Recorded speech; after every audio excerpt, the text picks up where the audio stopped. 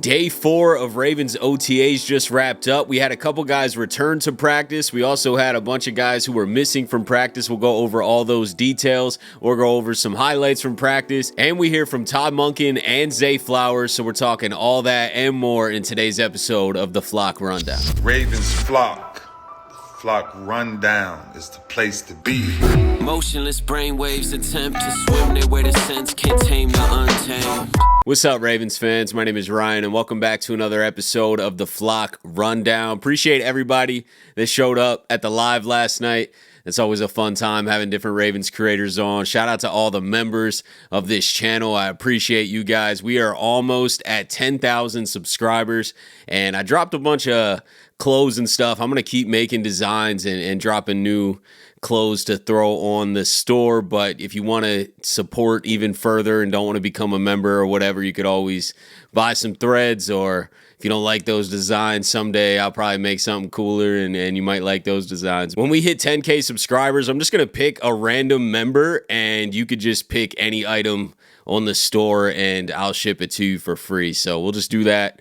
Good little giveaway at 10K, but I appreciate you guys so much. Let's dive into today's OTA recap, day 4 of OTAs. We had a John Jenkins signing. He is officially on the roster now. He officially signed his deal, and he is at OTAs right away, so it's good to see him out there. He looks like he's moving well. Looks like he's in shape. He's bringing a ton of veteran experience to that defensive line. I think he's going to be a great depth addition. Obviously, we got our Travis Jones and Matabikes and even probably a Broderick Washington that might be above, but I think John Jenkins is definitely much needed veteran depth. We also had the return of Daniel Faalele, so that was good to see him back. He missed a couple practices last week due to some physical issue, John Harbaugh said, so we didn't really know what that was, but whatever, he's back at practice and made his return today. But there were a ton of absences, so let's go through this list. That list includes Lamar Jackson, Rashad Bateman, Kyle Hamilton, Sanusi Kane, Awuzie, Jake Hummel,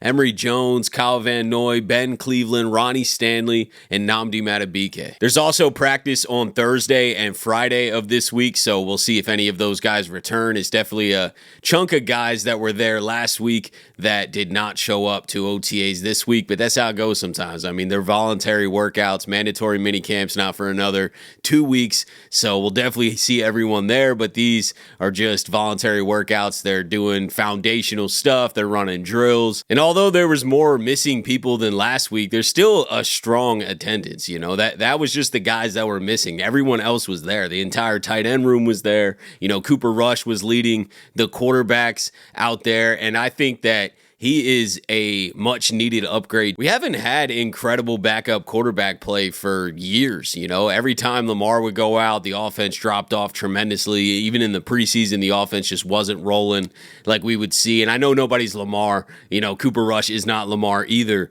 but he's able to kind of keep the offense churning. I think we're going to see, you know, more out of the receivers, and Todd Monken's going to be able to see what they got on offense a little bit more with having a experienced quarterback like Cooper Rush, who's played in a lot of meaningful games as a starter.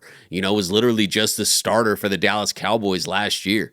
And Todd Monken spoke today on Cooper Rush and spoke very highly of what he brings to this team. He's a pro. That's why he's made it in the NFL as long as he has. That's why his record as a starter is what it is. Because it's not like those guys get a lot of reps.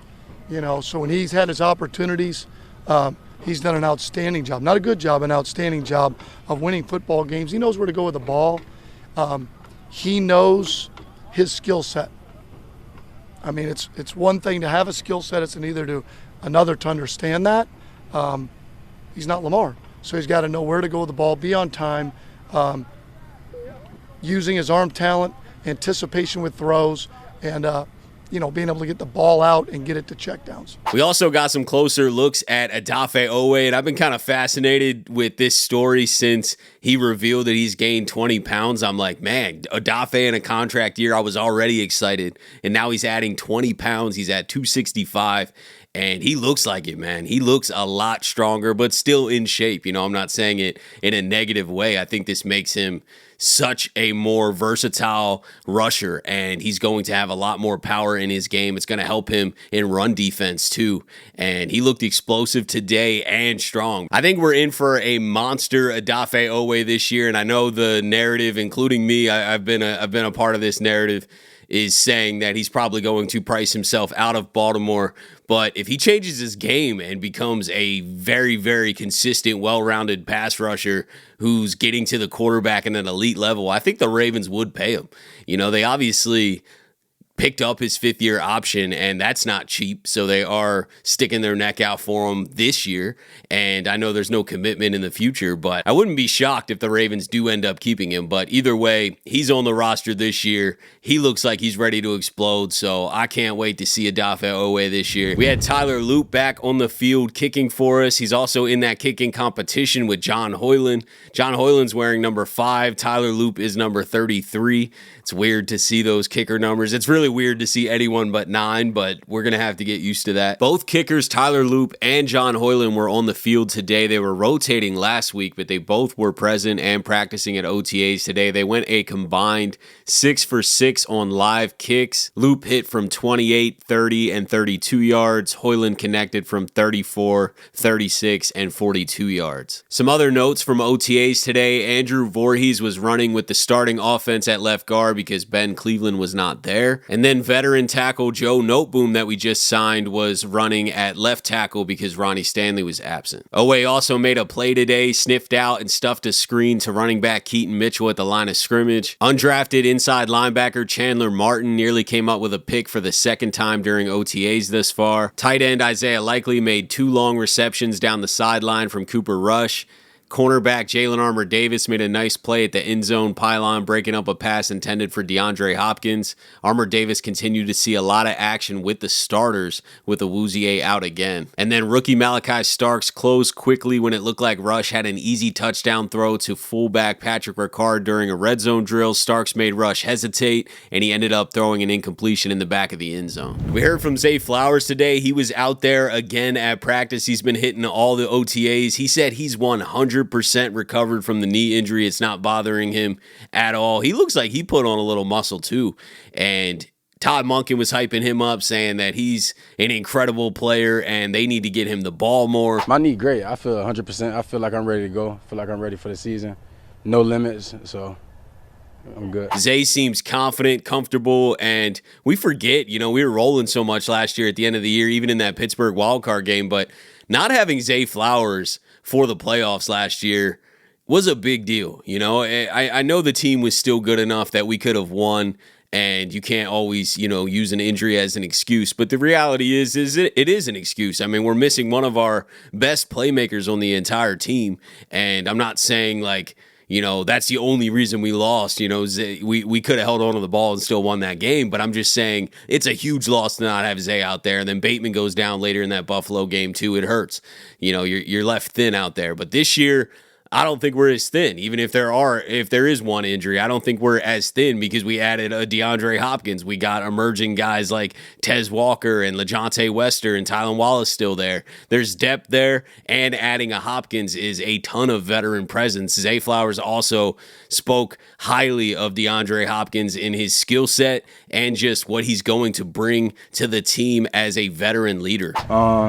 He a real vet. Like, he know everything. He teach you what he know. He give out the game, and he work hard too. So it's easy to just follow him. It's easy to get behind him and do what he do. So he a great vet, and he great for our group. He patient in everything he do. He understand that in practice you gotta detail it, so in the game it's perfect. So I've been learning that from him. This is something that I don't talk about enough, that a lot of people probably don't talk about enough. But it's not just what you bring on the field, right? Guys like Derrick Henry, who also brings a ton on the field, but Derrick Henry in the locker room, DeAndre Hopkins in the locker room, these are greats, man. These are like all-time players. And you're not an all-time player and don't know the game at a very, very high level. So they have so much health information of how to take care of your body. They have so much football information and knowledge that they can pass on to the next generation of guys, which Zay Flowers is in.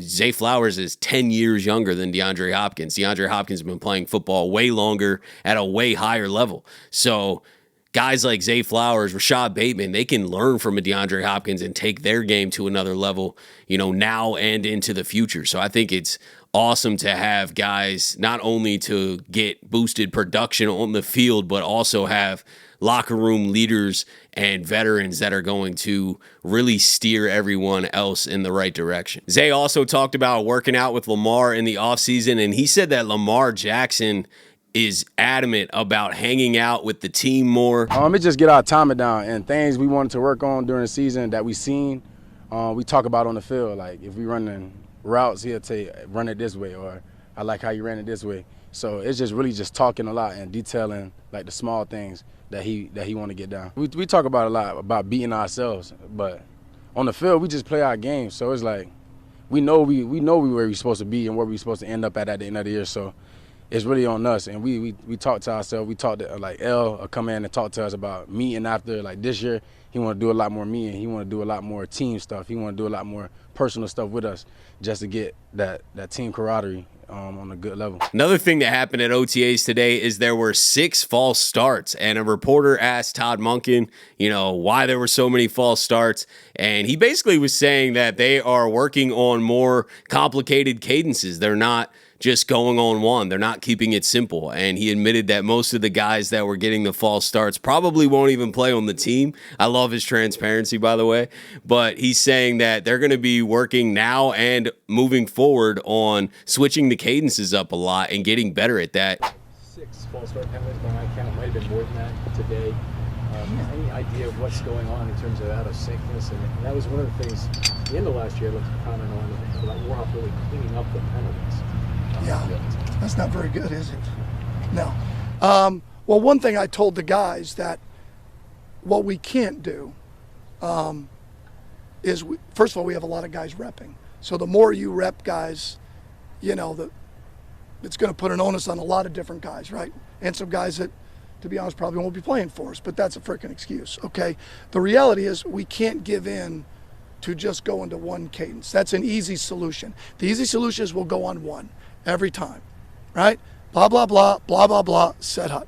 I mean, is that the best way to do it? I'm not trying to be. I'm just being real with you. So we've got to work it now. Now is the time for us to work multiple cadence, right? Because that was one of our things in the offseason. How do we get better at multiple cadence without jumping and flinching as much? For sure. It's disappointing.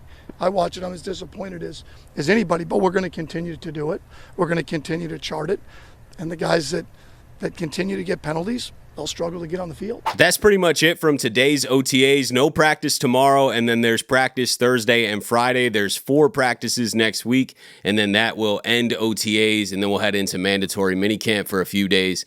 But not a crazy amount of things going on in today's OTAs. OTAs are a little slower, but I love it all, man. This is football. We're still getting to see a lot of guys out there, even though there was a chunk of stars that didn't show up today. We'll see if they come back later in the week. But still a strong showing. Guys are out there working on their craft, getting better, and we're one day closer to actual football in the regular season getting here. So I can't wait, man. Let me know what you guys are thinking about practice today and just any thoughts overall. Appreciate you guys, as always, for tuning in to another episode of the Flock Rundown. Have a beautiful rest of your day, and I'll let the greatest linebacker in the history of the game take us out. Ravens Flock. The Flock Rundown is the place to be. My man Ryan has been a lifelong Ravens fan since he was born.